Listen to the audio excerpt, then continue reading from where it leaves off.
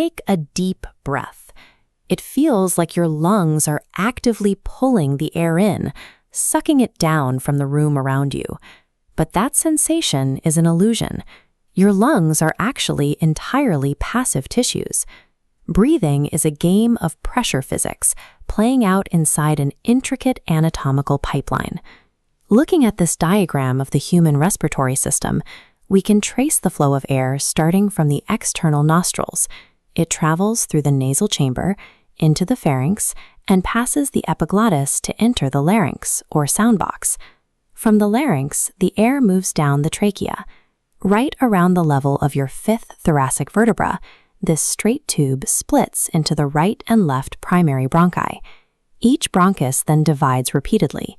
They form secondary and tertiary bronchi, ending in very thin terminal bronchioles. Notice the incomplete cartilaginous rings supporting these tubes. They hold the airway open so it doesn't collapse under the shifting pressure. The entire pipeline finally terminates in these highly vascularized, bag-like structures called alveoli. This is the actual site where oxygen and carbon dioxide are exchanged with your blood.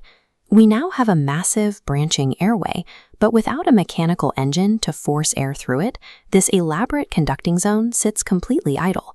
That engine is the thoracic chamber, an anatomically airtight box that houses the lungs. This schematic maps the strict borders of this chamber. It's framed by the vertebral column dorsally, the sternum ventrally in the front, the ribs laterally on the sides, and a dome-shaped muscle called the diaphragm resting at the base. The lungs are enveloped in a double-layered pleura filled with pleural fluid. This setup acts like a seal, physically coupling the passive surface of the lungs directly to the inner walls of the active chest cavity. Because the chamber is airtight and the lungs are glued to its walls, any change you make to the volume of the chest cavity instantly forces a matching change in the volume of the lungs. Here we see the mechanism of inspiration. It begins when the diaphragm contracts, pulling downward and flattening out. This downward action stretches the thoracic chamber, increasing its volume along the antero-posterior axis, from top to bottom. At the exact same time, a specialized set of muscles between your ribs, the external intercostals, contract to lift the ribs and the sternum upward. This outward lift expands the chamber further, increasing the overall volume along the dorsoventral axis from front to back.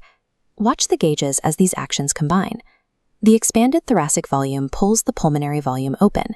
This increase in space drops the intrapulmonary pressure slightly below atmospheric levels. It is this negative pressure vacuum that forces outside air to rush into the lungs. Based on that inverse relationship between volume and pressure, pause here and predict exactly what must happen to the muscles to force the air back out. The answer is that normal expiration is entirely passive. It requires nothing more than the relaxation of the exact same muscles that just contracted. Looking at the expiration diagram, you can see the structural return to baseline. The diaphragm relaxes and domes back upward, while the ribs and sternum fall inward to their resting positions. This structural collapse decreases the thoracic and pulmonary volume. The shrinking space drives the intrapulmonary pressure slightly above atmospheric pressure, physically pushing the air out of the lungs. Standard breathing is a continuous loop, rhythmically alternating between active muscle expansion to create a vacuum and passive relaxation to expel the air. While resting, breathing operates on this quiet, passive loop. The human body is equipped to manage intense physiological demands, like during heavy exercise. This chart compares normal resting airflow against our maximum capacities.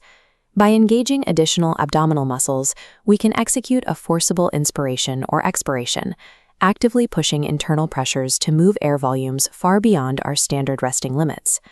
To lock in how this entire process operates, we can unify the plumbing and the physics into a single master reference. On the left, we track the pipeline.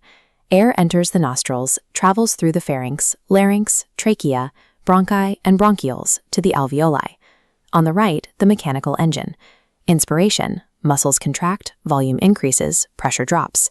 Expiration, muscles relax, volume decreases, pressure rises. Our survival is maintained by this precise mechanical interaction.